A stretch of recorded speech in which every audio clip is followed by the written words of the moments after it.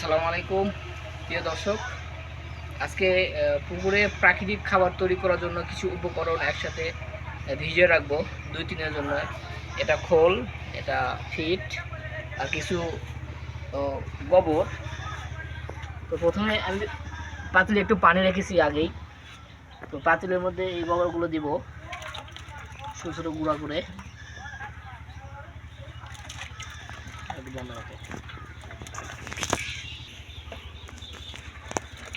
সবগুলো গোবর ঢেলে দেবো।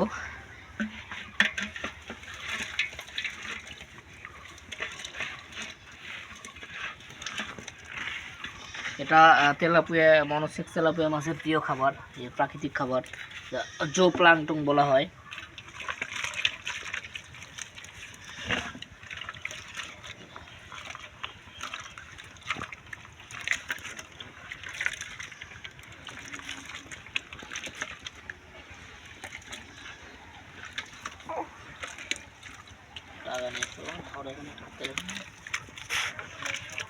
দেখতে পাচ্ছেন গোবরগুলো অনেক মিহি হচ্ছে, সুন্দর করে মিহি করে নিতে হবে।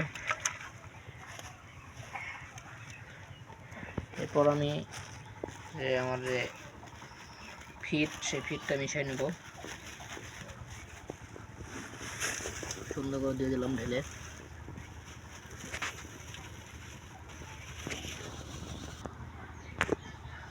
তারপর খোলগুলো দিব। এটা সরিষা খোল, এটা মাছের প্রিয় খাবার।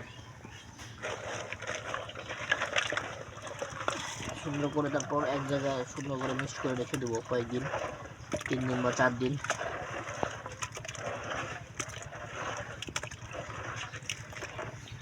ছোট্ট পুকুর,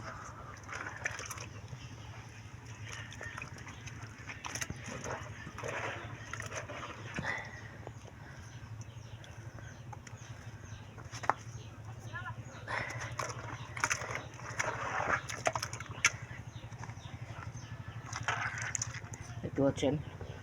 এখন এটা রেখে দেবো 2-3 দিন বা 4 দিন, তারপর এটা পুকুরে ছিটিয়ে দেবো।